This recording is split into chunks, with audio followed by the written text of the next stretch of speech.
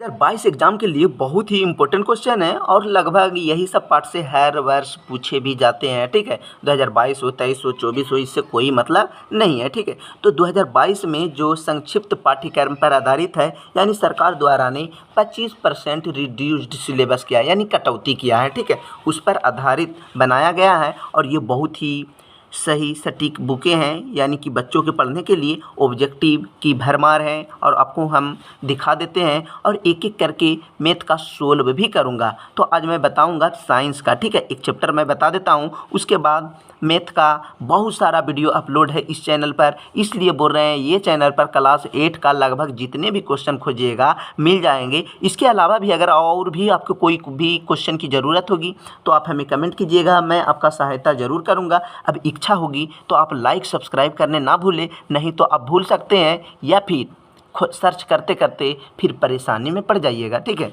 तो चलिए हम आप लोगों को बताते हैं और एक एक करके समझाते भी हैं। तो साइंस का एक पार्ट का ऑब्जेक्टिव क्वेश्चन हम आप लोगों को दिखा देते हैं।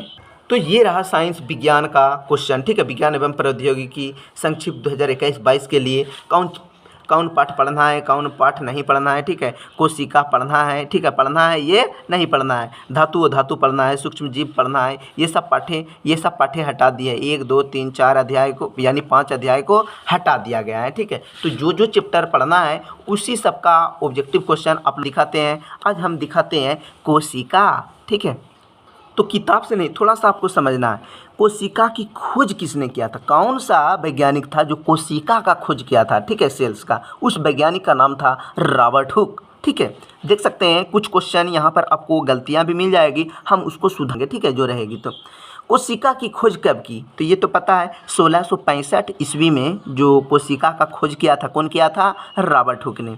जीव की सूक्ष्मतम मूलभूत संरचना क्या है, कोशिका। जीव की सूक्ष्मतम मूलभूत संरचना क्या है, कोशिका।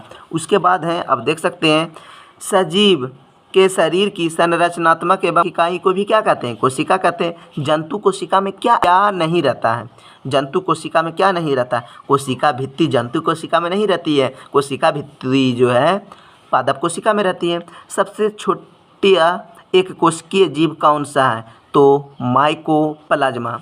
कोशिका में कोशिका द्रव्य के बीच खाली संरचना क्या होता है, रिक्तिका। केंद्रक को किस अभिरंजक द्वारा अभिरंजित किया जाता है, श्रेनीन। स्पष्ट केंद्रक का अभाव निम्न में से किसमें होता है, तो हो जाएगा जीवाणु। क्लोरोप्लास्ट किसमें पाया जाता है, हरी पत्तियाँ में। ठीक है, जंतु कोशिका में निम्न में से क्या नहीं पाए जाते हैं, तो हो जाएगा प्लास्टिड। कौन सा कोशिका का ऊर्जा संयंत्र है, माइटोकॉन्ड्रिया को ऊर्जा संयंत्र या बिजली घर भी कहा जाता है।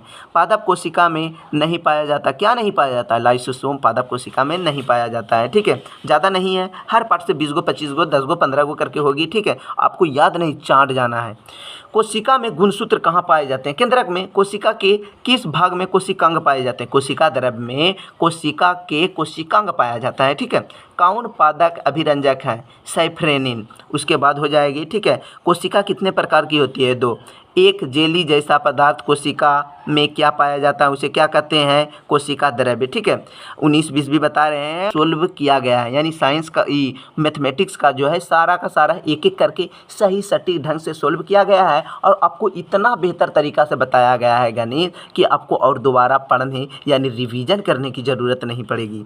सजीव में आनुवंशिक गुणों को क्या कहते हैं, जीन। निम्न में से किस कोशिकांग को आत्महत्या की थैली कहा जाता है, तो लाइसोसोम को। इसी तरह से अगला दिन बताएंगे धातु चैप्टर। ठीक है, धातु उष्मा की क्या होती है, सूचना मैं आपको बता दूंगा। ठीक है, तो इसके अलावा और भी किसी भी तरह की क्वेश्चन की ज़रूरत होगी तो आप हमें कमेंट कीजिएगा, मैं आप